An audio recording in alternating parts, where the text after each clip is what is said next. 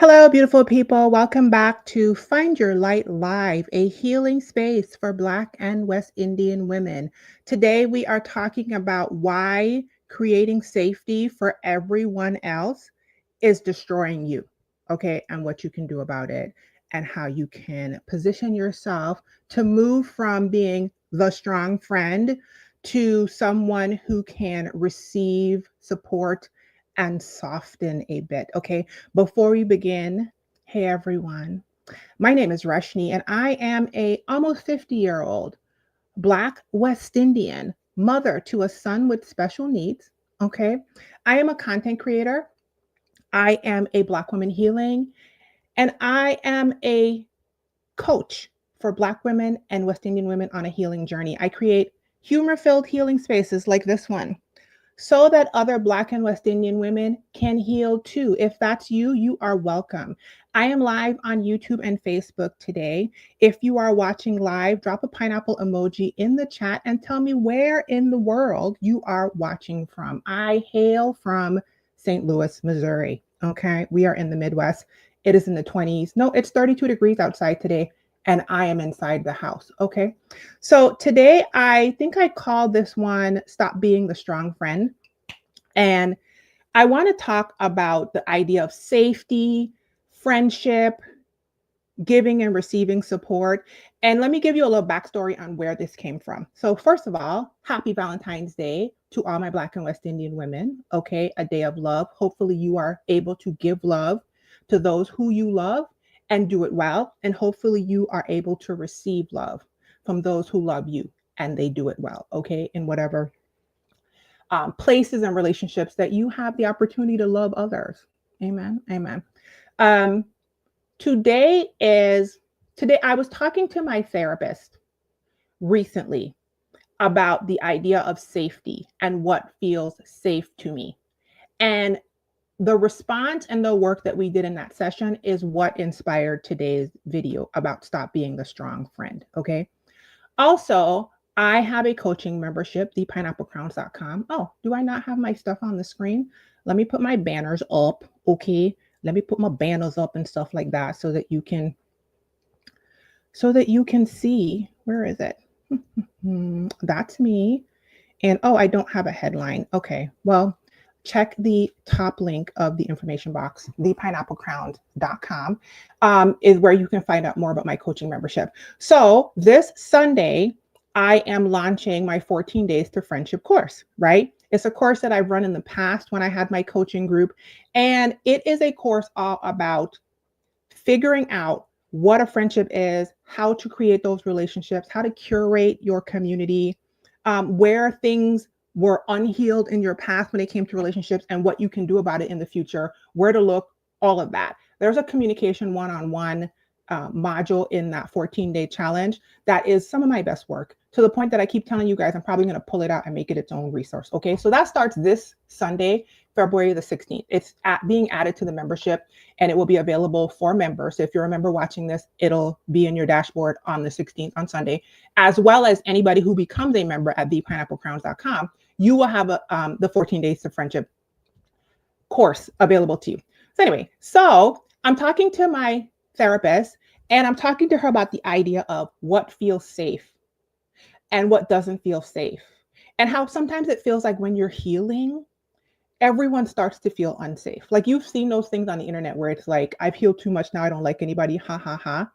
And I told her, I was like, they're making a joke about a real thing, because what I'm understanding is the more I heal and I'm on my journey of returning to who God created me to be, the more I have to learn how to sit with the humanity of myself and others, and not what I was doing before, which is possibly, well, not, I'm not going to talk about anybody else. For me, it was a dissociative people pleaser type of situation, right? So when you are able, or when you are learning to look at the good and the bad in other people and the good and the bad in yourself, and allow them to exist with without judgment, and even though I said good and bad, those are the words I'm going to choose for right now, it starts to make you, there's a moment, help me God, there's a moment on that journey where people start to feel unsafe, right? So I was thinking about this concept of safety, and then I was thinking about the friendship challenge that I have coming out. And it brought back a video that I did with one of my closest friends, Lolita, a couple years ago about checking on your strong friend. So I decided today, that was a long way, but hopefully I got there. I decided today to speak about both concepts together, and express to you that you should stop being the strong friend if you have a friend group, offering yourself up as the strong friend, okay? And also how to create safety for yourself and not just safety for other people and sacrifice yourself. Yeah, okay. So, first, let's start with what is a strong friend? It is the strong friend is a concept. I have notes. If you guys see me so looking over, it's because I like to have my notes up. So, the strong friend is a concept where there's a person in a friend group, right? One or more people in a friend group. And that person always seems like they are the more stable one, the more emotionally supportive one, the one who is giving to other people. There's possibly a friend who's coming asunder at the seams, always venting, always bringing up issues they have in their life. And then there's the quote unquote strong friend that's like the pillar of strength. Okay. This person appears to be extremely resilient, and they project an image of always having it together and always having it under control. All right. They project an image also of always being able to handle difficult situations. Always being able to handle difficult situations. This person is often a very good listener, and this person offers advice to others freely. And oftentimes their advice is actually very good. Now, I am a recovering strong friend. I said this in the video with my friend Lolita a couple years ago, and I am still a recovering strong friend. And the reason why I had Lolita on with me is because in most of my other friendships, I showed up as the strong friend. So, what I just described to you, I appeared more emotionally stable. I was super supportive. I was like a pillar of strength, resilient. I'm doing all these things, difficult things happening in my life, which some of which you guys have seen, right? You guys have watched me on the internet, have all sorts of very challenging things happen to me in my life, and somehow seem like I'm doing it all. I get that a lot. How are you doing it all? And lots of commentary on how strong I come off to other people, including people on the internet. I'm a good listener. I am definitely a person that loves to offer advice, to the point that I am a life coach. I am a certified life coach. Okay. And many, many years ago, decades ago, I thought about becoming a therapist because people would just come to me and pour out their hearts to me. And I realized that that meant people felt safe with me. Yeah. And with my friend Lolita, I had that conversation because the tables were turned between her and I. She was my strong friend to me. So I was a strong friend to everybody else, and she was a strong friend to me. And she and I are still friends. We're still cool.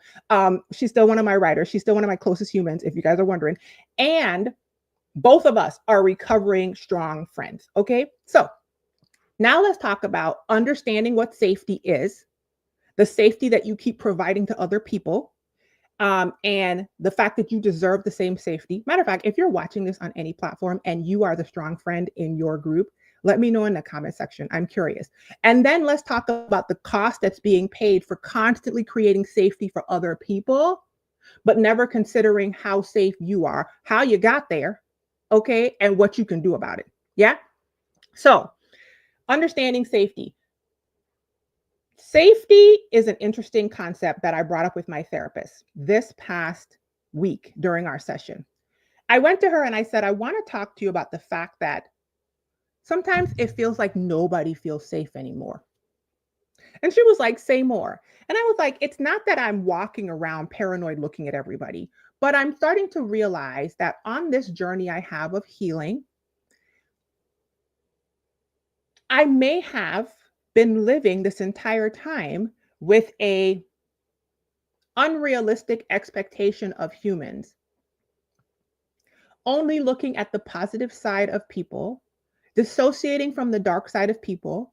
And therefore, now that my purview is becoming much more realistic when it comes to how actual human beings exist on the planet, I am seeing the light and the dark in everyone, in everything. And therefore, my brain is like, alarm, alarm, alarm. Everybody feels unsafe. I loved what she did with me, which is she walked me through what my definition of safety was, what I want my definition of safety to be, which is ironic because I couldn't even come up with it. I came up with it at the end of the call, but like in walking through times when I felt safe before and when I didn't feel safe, it made me realize, and she even pointed out that part of the reason that I am a recovering strong friend, part of the reason why I am such a giver, part of the reason why I was such a people pleaser in the past, part of the reason why I was um, always creating uh, spaces. Give me a second. I have to block a user on Facebook that is putting emojis in my chat and I need to get them out. All right, let me just do that. And then let me do this. Wonderful. All right. Part of the reason why I was showing up that way is, as she pointed out, and as I didn't even realize, I had never felt safe in my primary relationships before. And when I say that, I mean family of origin spaces. When you're a child, you only know what you know. You only know what you are exposed to. You do not know anything different. And so looking back, I realized that there were no spaces in my family of origin where I felt emotionally safe. And therefore, I could not recognize what emotional safety even felt like. And come to think of it, that's probably why I was so um, attuned with attempting to create emotional safety for others. Because I'm looking back, you guys see me doing my therapy work right here. I probably only felt safe in those situations when I was managing the emotions of other people. Yeah.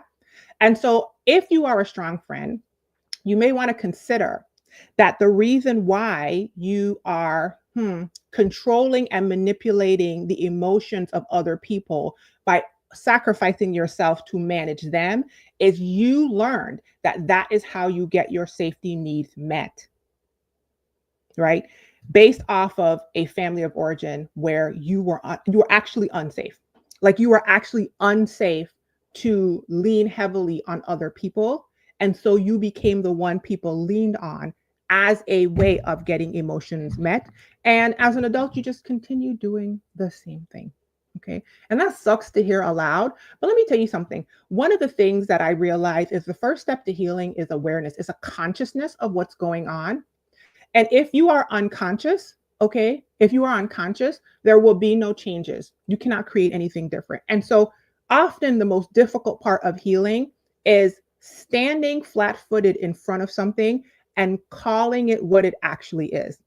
And understanding what safety feels like is important because you may realize, like I realized on my therapy call, that I never felt safe. I never felt safe. A primary relationship where I felt entirely safe, let's say I can think of one person growing up, but not the other. And so the combination of the two meant I wasn't safe, right? Because if I was safe with one person, but I wasn't safe with the other, I just wasn't safe. And so maybe if you find yourself being a strong friend, you might want to consider that you don't even know what safety feels like. Hi, Ari. I'm glad that you're grateful for the discussion. I'm glad. So that's the first thing, right? Now, I will say this when I was talking through with my therapist, one of the things that she did that was so powerful for me is, and I've had this done before, but it's like I had to bring it back to my remembrance. She asked me about people who felt safe enough, right? Because remember, it's a very black and white thing to feel like I'm safe or I'm not safe. That is an unrealistic way to address humans. Humans are not black and white like that. And so when you have a rigid concept like that, you miss the complexity and nuance of humanity. And even in this regressive political environment, we can see what it's like when people have very black and white ways of thinking. So much harm is done in that black and white way of thinking in general. So always think about the nuance. You miss the complexity. And so I realized that my concept of who was safe enough included certain attributes, right? I literally looked at people in my life who I consider to be positive, healing people who have spanned the test of time and have consistently showed up as feeling safe in my world. And I tried to figure out what the pattern was between those people and the people who did not. And for me personally, I came up with some specific things. Okay. So that's the idea of understanding what feels safe. Safe first. So the next thing I wrote down is there is a significant cost in being a strong friend because you are then tasking yourself, nobody asked you to, tasking yourself with creating safe spaces for other people, but never creating safety for yourself. See, and I'm not saying not to create safe spaces for other people. As you guys can see, my brand is I create humor-filled healing spaces so that other Black and West Indian women can heal. But I always tell you guys, I am a Black woman healing. I am creating a humor-filled healing space for myself first. And that is because of the type of work that I've done. Because I am a recovering strong friend, I'm not going to create spaces so that y'all can heal and I'm out here sacrifice. That's unhealthy. Okay. So strong friends have a tendency to put everybody else's safety and needs above themselves. So they experience this paradox where they are creating safe spaces for everyone else, but they don't feel safe. I'm gonna say that again. They create a paradox where they are creating safe spaces for everyone else, but they never feel safe. Let's talk about it. That means that even though this person appears to have it all together, appears to be emotionally stable, appears to be able to project an image of self control, gives amazing advice, they're a good listener, they're probably extremely successful. Let me tell you something else. This person is also potentially hiding their struggles from everyone. Hiding their struggles from everyone. Okay? This person is internalizing their emotions. They're swallowing their emotions. I often tell you guys that expression in my mind is the opposite of depression. Remember I said in the 14-day friendship challenge that I have starting on the 16th on this Sunday, my favorite module is the one on communication 101. And let me tell you part of it. When I was writing that module, I realized that the first person you have to communicate well with is yourself. The first step in effective communication is not to be able to tell other people a thing. It's to be aware of it, acknowledge it, and to be able to tell yourself. Because expression to self and then to others is the opposite of depression. And so a person who shows up in a strong friend role consistently, not for seasons, not for a particular season that your friend is in and you need to be the strong friend. I'm talking about just persistently across time. They are often swallowing their emotions to the point that they feel unsafe in expressing them. And that's why I spent so much time on safety at the beginning, because I was like, safety is such a huge integral part of why these things happen in these spaces. Yeah. The second thing I wrote down is, or the third thing I wrote down is people who are strong friends and who keep creating safe spaces for other people and neglect themselves, neglect their own needs so they can support other people. And they are drawn to environments that tell them that that sacrifice is good. Often those environments are church environments, but there are other places. Black women get it a lot just in our social structure, right? We are trained to sacrifice self for the good of others. And then we are given a lens of positivity for the sacrifice so that we are like, this is great. I'm doing a good thing. But you are supposed to show up for people in a sacrificial way at times, but not at the expense of self. There's a difference between the person who sacrifices everything for other people and the person who puts on their mask first, the person who is healing and therefore is giving out of a healed space. I have mentioned to you guys before in jest, but I'm like, if your cup is empty, how can you give me anything? I don't want your raggedy, broken vapors. Sorry. And I'm saying that being a person who used to be running on fumes like that and trying to give to other people, am I actually giving them out of the divine abundance of a full me, a rested me, a love filled, joy filled me that can support you? There's nothing for me to give you. And so I'm giving you fumes and calling it love. Yeah. Okay. Anyway. A person who is a strong friend and is creating safe spaces for other people but not for themselves is often unable to express their needs to themselves and to others. They may bottle up their emotions, okay? They're not openly sharing struggles or vulnerabilities, and they tend to burn out physically and emotionally. Let me talk about this for a second. Burnout is when there isn't enough fuel for the fire, right? There isn't enough fuel for the fire. The fire in a human existence often is stress. Yeah. So burnout is when you're not putting enough in, but the stress that you are under is burning, the fire is burning out because there's not enough putting in. Oftentimes, strong friends burn out physically, your body responds to this, and psychologically, mentally, spiritually, because you're not putting enough fuel in for the fire you put yourself under. There should be more fuel, less fire, not more fire, less fuel. Stop sacrificing yourself, thinking that you are doing something over here.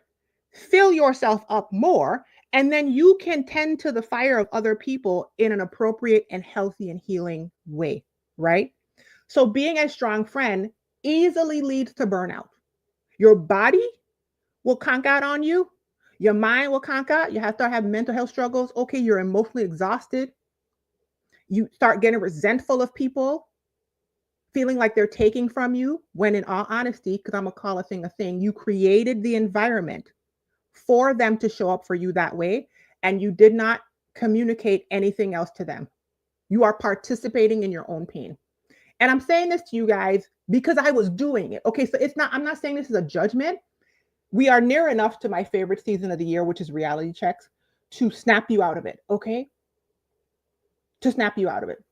Strong friends will also have significant personal challenges that are not visible to other people. They're not visible to other people, okay? They contribute to mental health issues. Like I said, I'm reading this down. The strength will become a prison because you never will receive what you are giving to other people and you will know it. Okay, listen. How do you say it? Fianet? I hope I didn't say that wrong. It's either an ouch or it's an amen. Okay. You got to turn ouches into amens. When somebody calls a thing and you feel an ouch, that's actually a good thing because I told you the first step to healing is awareness. The second step to healing, after you become aware of a thing and you become conscious of a thing, is to learn to not judge it because then you can do something with it, right? Awareness without judgment, to me, is wisdom. I know I always be giving y'all these things. This is how my brain works. Y'all realize I'm always giving y'all these like emotional math equations. Awareness with judgment becomes all sorts of mental health problems. And ask me how I know. Okay, I got the diagnosis to prove it. Depression and all this kind of stuff. Awareness without judgment becomes wisdom because now you are able to look at what you experienced and do something with it, unhindered from all the emotional tethers that are attached to it by self and others. And that's when you can create something different. Okay. The last thing I wanted to say, and this is, listen, if you think that's an ouch, I got an ouch for you. Just brace yourself, brace yourself. Y'all ready? Y'all ready? If you are a strong friend, I remember when I realized this, I was verklempt. Do you hear me? I was devastated. Okay. So just brace yourself. Brace yourself. Everybody holding on to something. Let's hydrate. If you are a strong friend, you are judging help, needing help as a form of weakness. Yeah. So you attract to yourself people who you actually think are lower than you because you are portraying yourself as strong and putting yourself in a position of advisor and listener and the one who's all together. Okay. And you can help this poor broken person who's coming to you in shambles all the time. But you are also judging them. You know how I know you're judging them? Because you don't want to put yourself in the position that you think is below you. Now, I'm not saying it is below you because giving and receiving support is a non judgmental, version of the same thing. But a strong person will look at it from an unhealed lens. And what you are actually doing is judging the person you think of as below you because you would not switch places with them. And what I'm saying is, you don't have the strength to ask for support and have somebody support you. I think in the conversation with my friend Lolita a couple years ago, I even said to her, we were talking about this exact point. And I was like, and in that way, the person coming for the support is kind of stronger than the strong friend who's pretending to be strong, because the person coming for support can say, in my weakness, God is strong. I'm strong because I'm showing my humanity to you. A strong friend can't show their humanity to other people. So just consider that. Are you strong, or are you in shambles with a hard exterior to protect what you perceive as a weaker version of self on the inside? But then if you do that, you don't get your needs met. Okay? You don't get your needs met. All right, Ari, I tried to say it with as much loving kindness as I can because I really want us, especially Black women, especially West Indian women, especially in this environment and this zeitgeist of 2025 that we're in, and even if you're watching this in the future, I just want us to learn softer, more receptive ways of showing up so that we are not grinding through life with bits of us being, you know, pulled off and dragged off, thinking that we are doing what is the best for us, which is sacrificing ourselves into an early grave, which is unfortunately the story we see so many people do, and they're applauded for it. That's the wild work to me. Them suckers be applauded for sacrificing themselves. Hi, Tara. She said, give from your overflow. The safe space for others should be what is available after you create a safe space for yourself. You can't listen. I have seen people on the internet push back against the idea that you have to love yourself first before you can love other people. And I understand where the pushback is coming from, because it sounds like you're saying you can't receive love until you learn how to love yourself. That's not what I'm saying. I'm saying you can't give something you don't have. So what I want you to consider, that you think you're giving the person love, but what you're giving them from an empty cup. I mean, just think of it in a cup.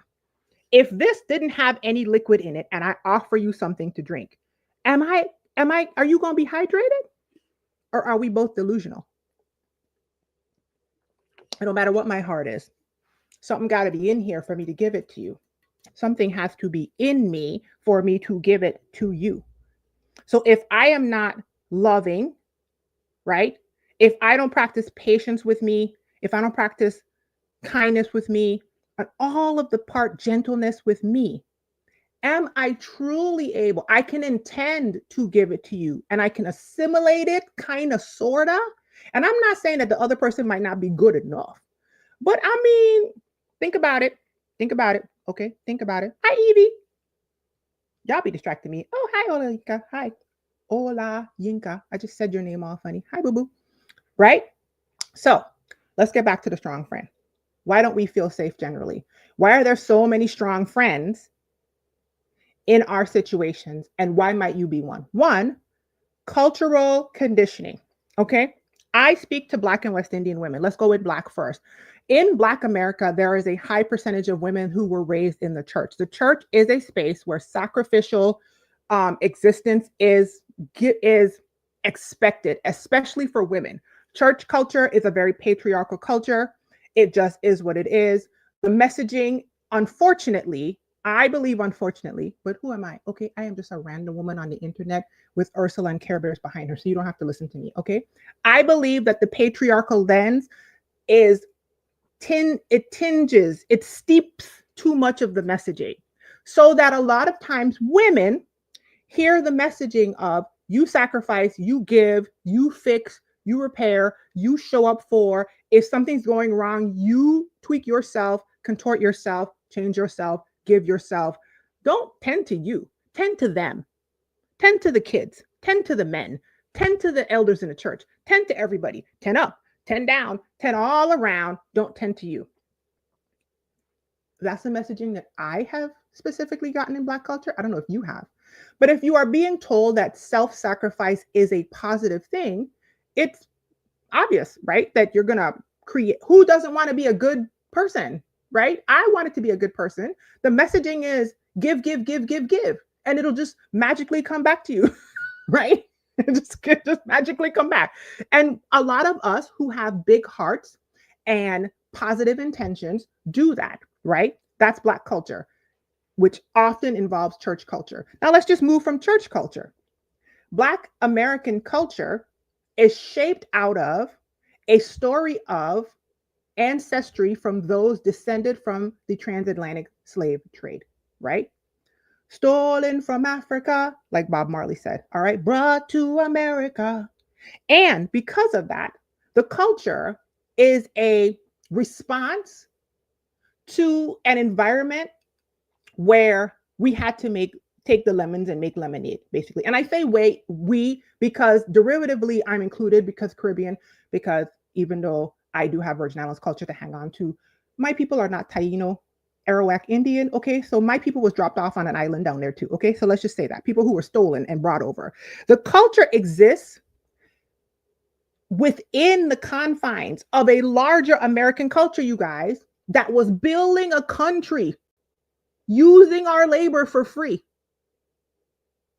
and pumping into our brains information that basically said, this is good. That's what you're supposed to do. Let people build on your back. Build on your back, Black women. Build on your back. Okay? And you can see the derivative effects of that downstream, even with all the positive things coming out of Black American culture, which at this point is just the freaking foundation of all the amazing things on the planet. Okay. And Caribbean culture too. Okay. I see here with Jamaica. Jamaica, for such a small island, Jamaican culture really influences so much. All right. It's amazing how like amazing we all are. Right.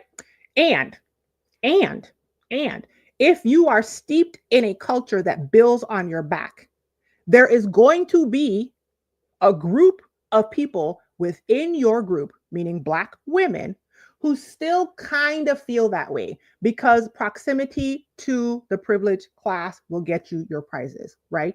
So let's just say enter Black excellence. I hope y'all are following me, right? There's still people nowadays who are like building on my back.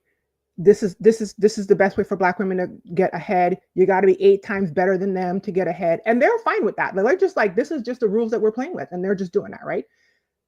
That contributes to feelings of unsafety. Yeah. Like you could see how you set yourself up to persistently live in a space that feels unsafe and think it's okay and think it's normal and think that that's just what you do. Y'all, this is how I was raised. You see me sitting here thinking, you see my eyeballs going up like this, because I'm trying to go back to like a more unhealed thought process of where I lived and how I just happily drove myself into so many spaces in my life that felt unsafe, including feeling a strong friend, becoming a strong friend, right? So the other thing is the cultural conditioning of being a West Indian. Do I have to even say that? Okay. If you are here and you are West Indian, mental health where? I'm not saying that there aren't mental health resources in the Virgin Islands and in the Caribbean in general. Matter of fact, I am so grateful because especially in the past like 5 years or so, I don't know if the pandemic popped it off and people was like, we got to do something. I have seen so many more opportunities for the conversations of mental health to happen. But before that, I never seen it. And so of course, there's cultural conditioning for being in unsafe spaces and remaining in spaces that harm you, and nobody tells you not to do it. I still have people in my life who I go to and say, I am being harmed. And what they give me back is 18 steps on how to stay in harming places. Okay.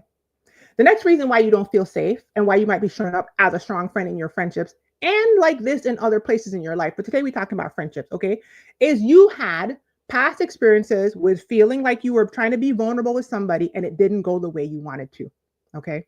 I touched on this topic with my friend Lolita when I was talking. We were talking about like vulnerability and like giving to other people and opening your hand and releasing what the outcome is. And where I realized I landed on that is in the last video and in this one. If you offered your vulnerability to others in the past and it did not turn out the way that you wanted it to, and so you retracted it because it was a huge ouchie, I want you to consider that the work that you could do to remedy that experience is build up your ability to release what the outcome is, build up your ability to discern who is safe to hand things to and who is not, right? Like my therapist said, safe enough, right? And who is not, coming up with your own definitions of what safety is, like I said earlier, right? By asking yourself, who has felt safe enough and who has not? And then noticing what the patterns are. Because when I did that work, you guys, there were clear patterns. And I was like, oh my God, this is so helpful for me. I can't just hand my pearls to swine and then be upset when the swine stomp all over the pearls, right? You had negative experiences with handing your vulnerability to everyone.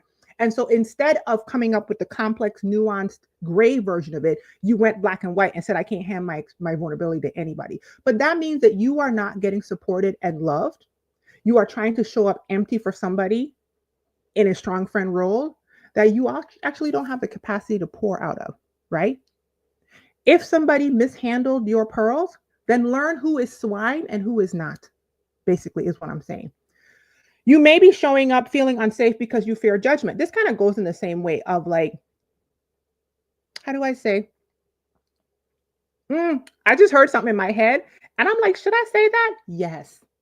Are you gonna do it? Like Kendrick say, you gonna do it? Yes, I'm gonna do it. Okay. I got my foot up on the gas, but somebody has to do it. The reason why you fear judgment is because you are judgmental.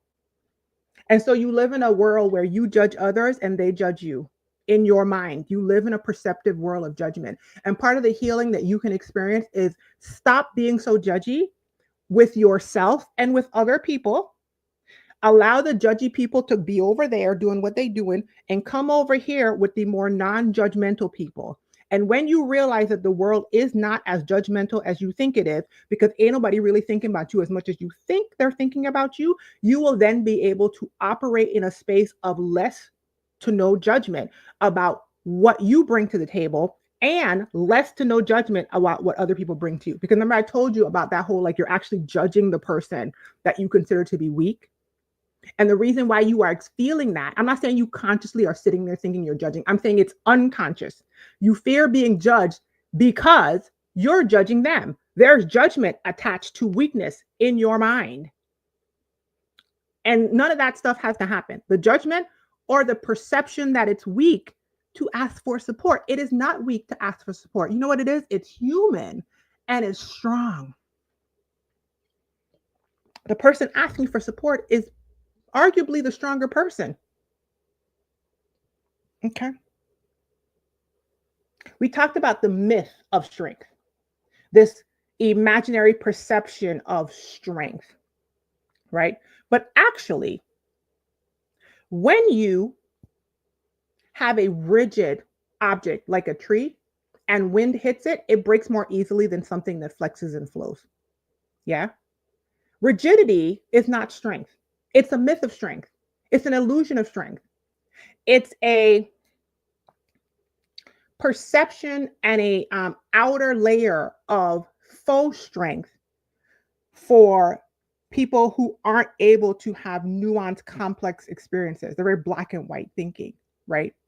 Moving yourself out of that global black and white thinking to a more detailed and nuanced level, you will realize that strength is shown in more of an ability to flex and flow, to ask and to receive, to say, I don't know, or to say, I do know, let me offer to you. It's this give and take, right? Where this full version of strength that strong friends are showing up with is actually breaking them. Breaking them.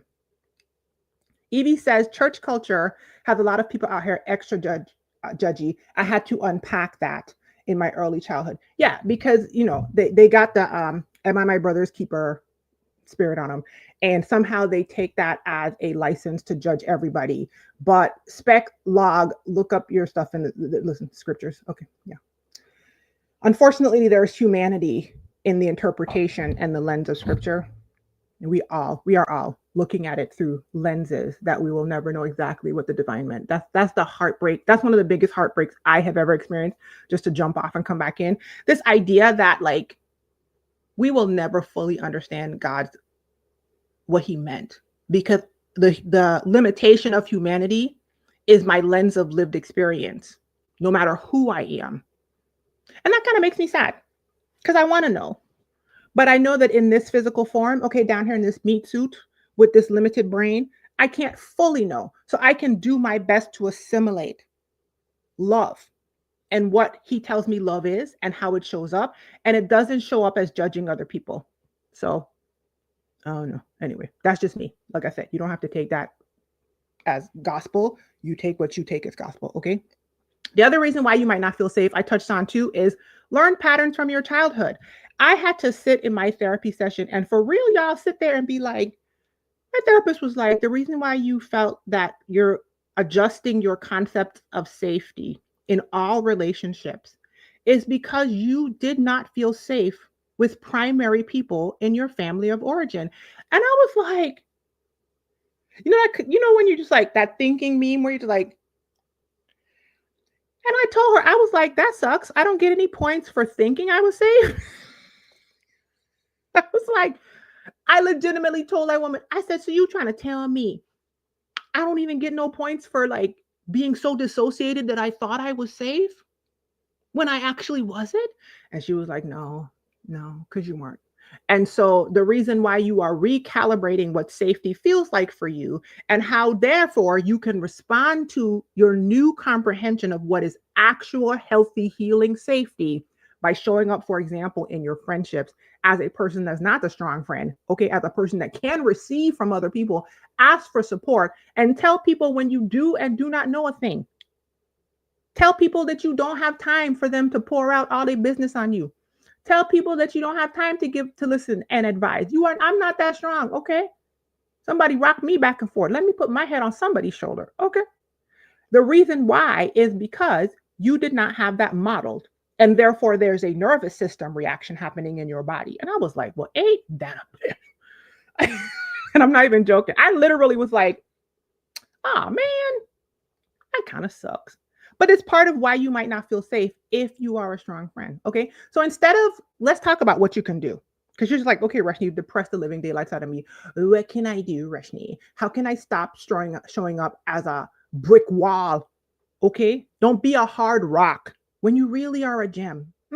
How can I do that? So instead of creating safety for everyone else, and I'm not telling you not to do it, but I'm saying if you are a strong friend, you kind of have to do a bit of an overcorrection and then you'll land back in the middle eventually. Okay? You gotta do a bit of an overcorrection to get yourself calibrated to a more healed space. Yeah.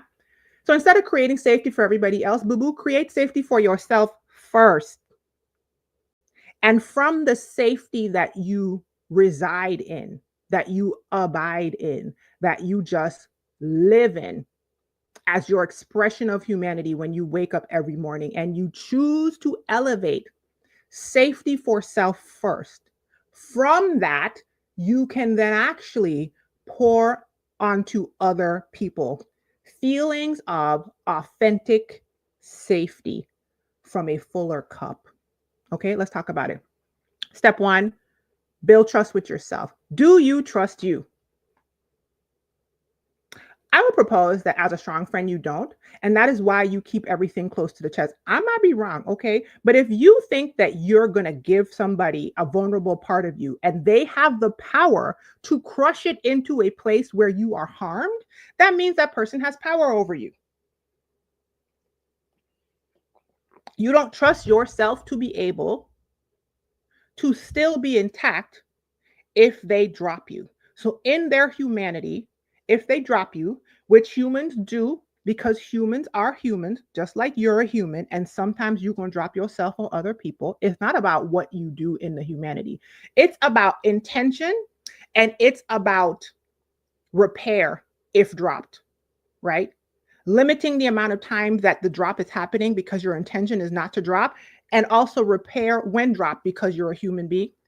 Okay, and so are they. But if you don't trust yourself to bounce back or to be able to stand if someone drops your vulnerability, you need to start building trust within yourself. What you're looking for and putting the weight on for other people is because it's supposed to be coming from you. You know how the internet say the call is coming from the inside of the house? The call is coming from the inside of the house, boo boo.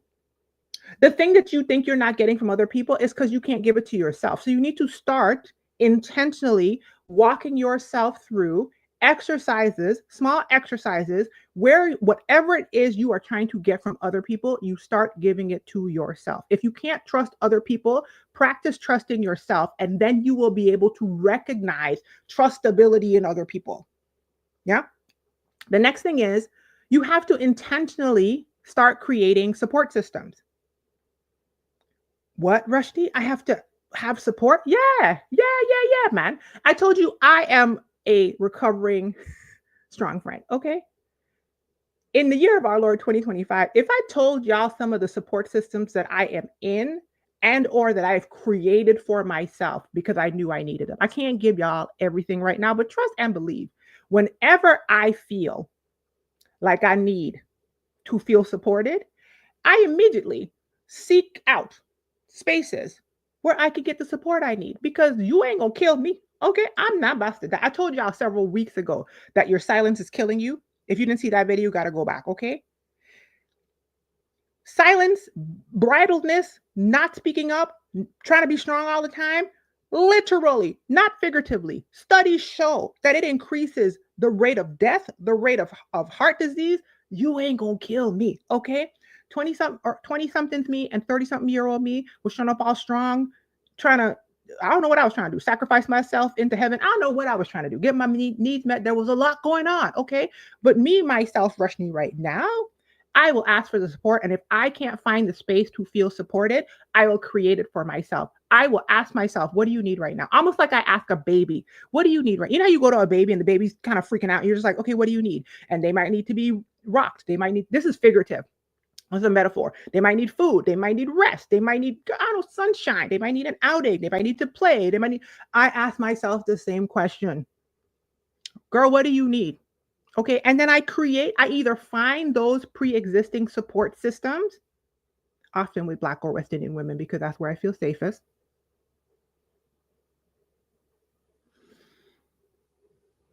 Or I create them. Yeah. What else do you do? Give yourself permission to feel unsafe. This is the thing.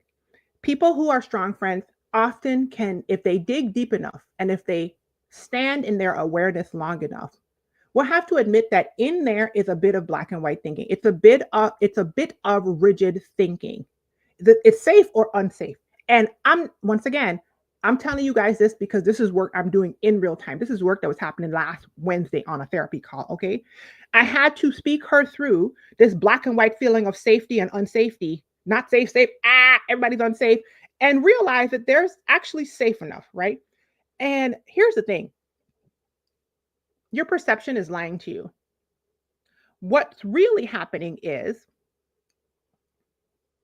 you have identified a need to readjust what reality actually is. And that can be disorienting. And often people don't choose that, right? Because who wants to challenge their reality? That's hard to do.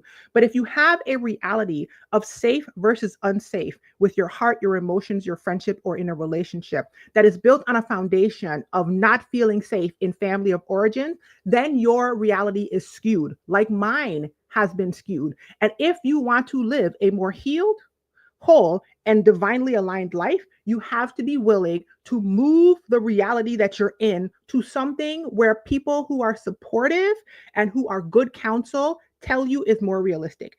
Not just any old body. I told you about pearls and swine. That's why I'm asking therapists. That's why I'm asking pastors. That's people who I trust their result. Check the tree before you pick the fruit. Do not pick fruit off of trees that don't have no results and then follow their advice and then wonder how you got in the bushes with them. Not both of y'all in the bushes. Okay. Find trees that are growing fruit that you want to emulate, especially if you have not seen it modeled, and go there. Go there. That's what I've been doing, especially in spaces like this, where I realized that I had a skewed version of what is safe and what isn't safe. And so I have to ask people, do I have a realistic concept of safety? Am I being a strong friend because I have an unrealistic foundation? Yeah. And then I have to give myself permission to be what I, in my past lens, would deem as unsafe. But it's really not unsafe. It's human, and it's learning the nuance of who is actually unsafe and who is safe enough. Because there is no safe human, unfortunately. Okay, only God is safe. Only the divine is safe. Okay. But some of us are showing up safe enough for each other. I am not 100% perfectly safe for every single human that comes in my world. I am the villain in somebody's story. Matter of fact, I could list off a few people who I'm the villain in their story, not by choice, but by perspective. I can't do nothing about that. Okay, I choose to show up as a safe individual in the lives of those, and I also have those people who choose me and show up that way. Does that mean that I don't get an ouchie from them? No. But does that mean that there is repair and there is intention, which are part of my definition of safety? Yes. Okay. The next thing I wrote down is, instead of creating safe spaces for everybody else and busting yourself to the white meat. Sorry. You have to practice and learn how to be vulnerable, how to share your feelings and emotions. I know it's scary, because that is crucial for your well-being. We already went over this expression, the opposite of depression, stuffing everything down and being quiet, coming off like you are hard rock, like you have it all together, but then in your mind trying to figure out why nobody shows up for you. Part of the reason why nobody's showing up for you is because they think you're fine. Okay, the squeaky wheel gets the oil. They think you're fine. The person that's screaming for help, they gonna go to them. You're not screaming for help, but you're like, why nobody ain't helping me? You have to open your mouth and say, I need support.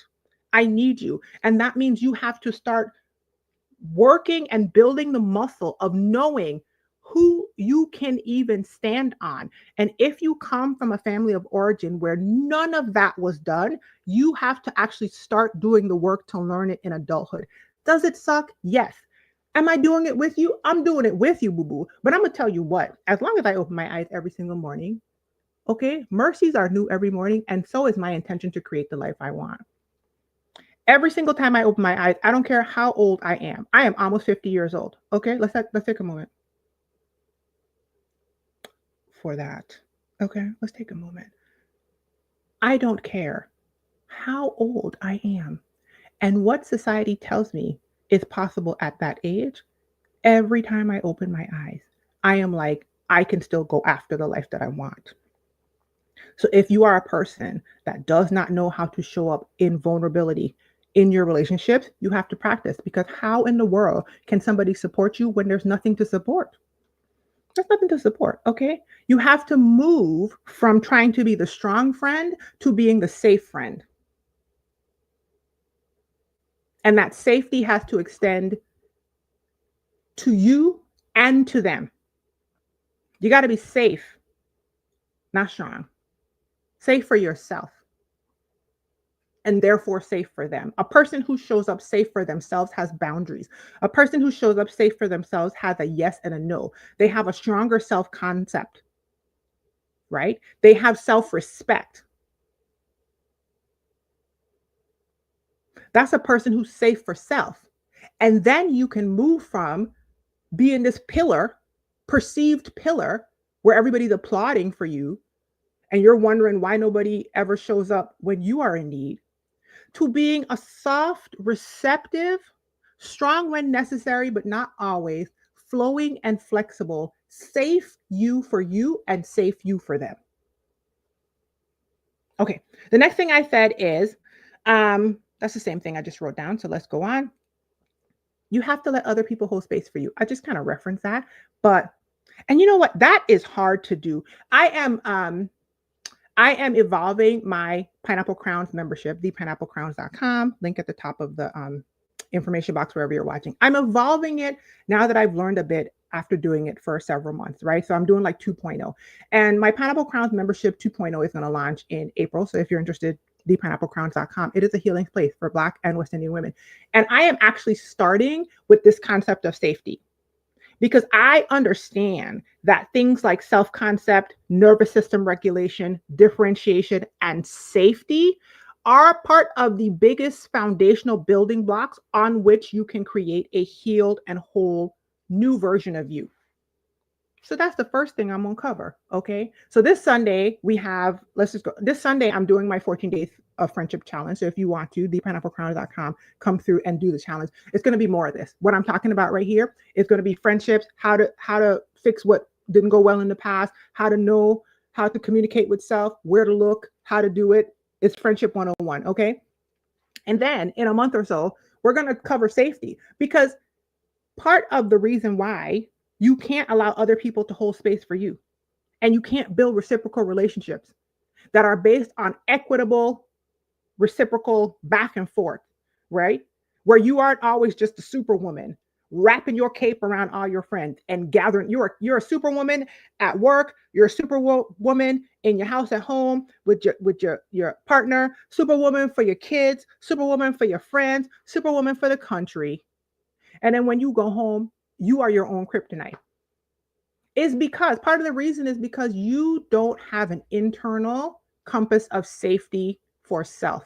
Personally, I have learned and experienced firsthand the more I build my self concept and my safety inside of me, the more I show up with boundaries, the more I show up with self respect, the more I show up with a clearer yes and a clearer no, and the less likely I am to be the strong friend. I'm not saying I'm not going to be strong at times because strength is in me. Okay, I'm strong.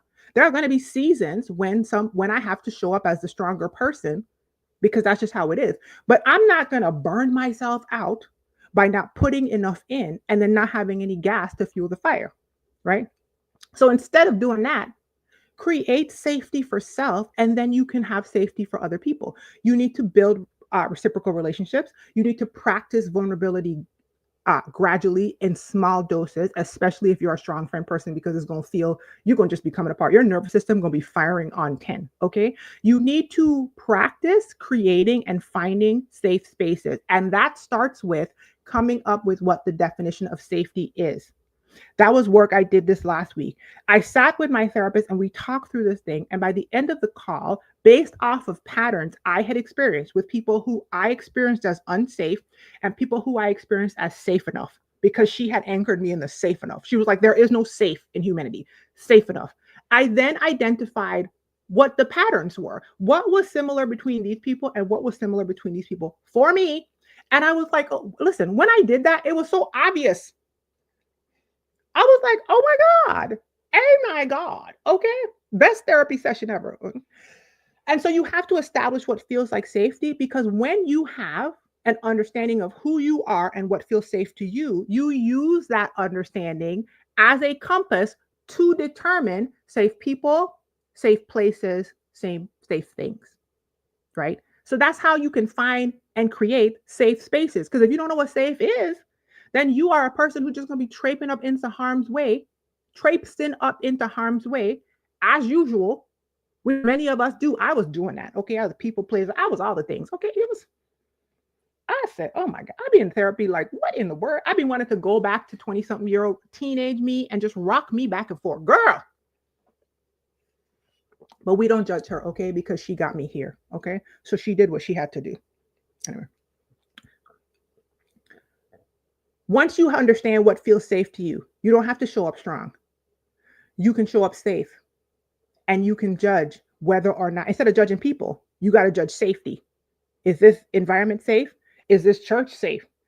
Does this person feel safe? And it's not even a judgment, it's an observation. Do they feel safe or not?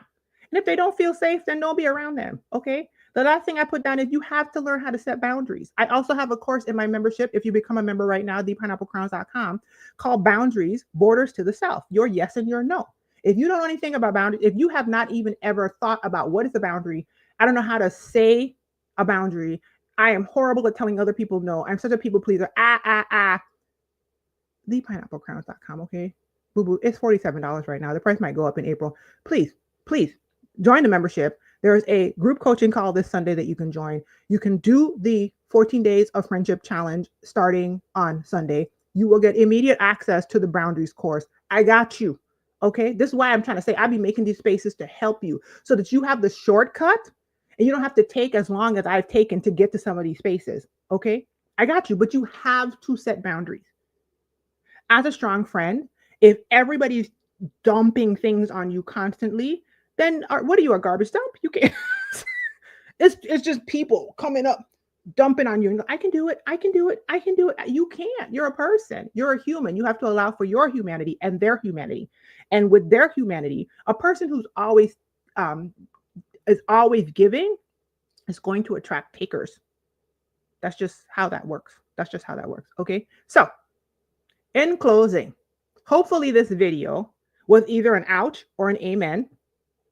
I want everybody listening to stop showing up as a strong friend, to stop showing up as the strong employee, to stop showing up as a strong spouse, to stop showing up as a strong Black woman, to stop showing up as a strong West Indian woman, to stop. You can be soft, you can be receptive, you can be safe, and you can be supported. Hello, bars, right? You deserve to have that in your life. Come to thepineapplecrowns.com. The 14-day friendship challenge is starting on Sunday and will be available as part of the membership going forward.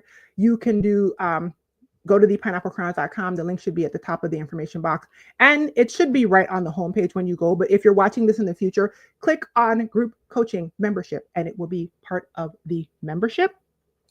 The next thing I want you to do is rewatch this, take notes, and find one or two things you can actually implement moving forward. Okay. How can you create? I would start with defining what safety is to me. And I would start with asking myself the question, who has felt safe enough and who has felt obviously unsafe? And then notice the similarities between the two different groups, and use that to define what safety feels like for you. And then you can start looking for, curating, and sometimes creating safer places where you can have a softer place to fall and you don't have to show up as a strong friend for every and anybody. Okay. As always, I hope that this helped everybody watching, and I will see you guys next Friday for the next Find Your Light Friday. If you are a member of thepineapplecrowns.com, our next coaching call is this Sunday. You should have gotten an email. And if you are a planning retreat participant, previous planning retreat participant, accountability call is also this Sunday. Okay, if you want to get it on the call, you want to get it on the friendship challenge, you want to get it on the boundaries, you want to get it on the fun. Okay, thepineapplecrowns.com. I love you guys. Be well, be encouraged. Stay safe out there. Here's a pineapple. Bye, y'all.